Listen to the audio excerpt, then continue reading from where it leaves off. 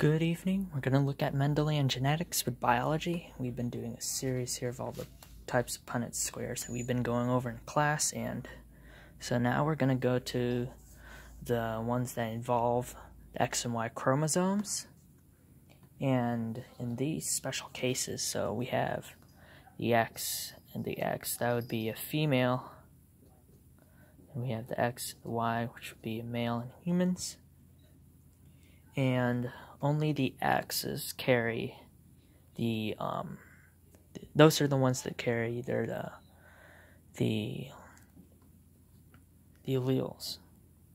X's only carry alleles. So a male can't be heterozygous. So if they get the recessive or the dominant, whichever one has the trait, that's the one that the male is going to get. The females, though, they could be carriers, and the only way they could get the trait is if they're homozygous.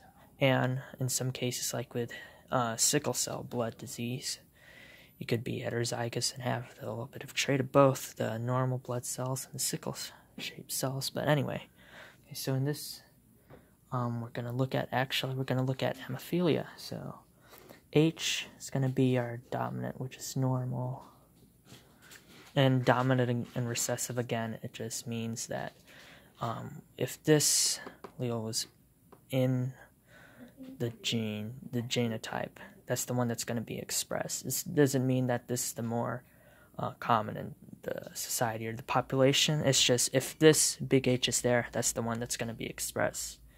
Alright, so normal is going to be big H. Little h is going to be hemophilia. Just one of these sex-linked diseases. So let's say we have a male XY, and he does have hemophilia. So that's just going to be the little h on that one X. And they're crossed with a carrier of hemophilia, so that's female with H and a little h. Alright, so we're going to just set up a 2x2. 2x2. Okay, so we're going to put X little h Y over here, and X big H X little h here. So now we're going to have also carry, remember you also have to bring over the X or the Y too. So here we're going to have a big H X little h. Going to have here X H X H. Going to have here X big H Y. We always carry down that Y.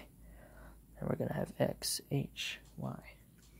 Okay, so after this we could determine for example, if they have, out of the girls, so that's the XX, how many out of, let's say they have kids here, and then 2 girls and 2 guys, like right here, there is half chance that any of their kids will have hemophilia, because there's a possibility of a girl having it here, possibility of a guy having it here.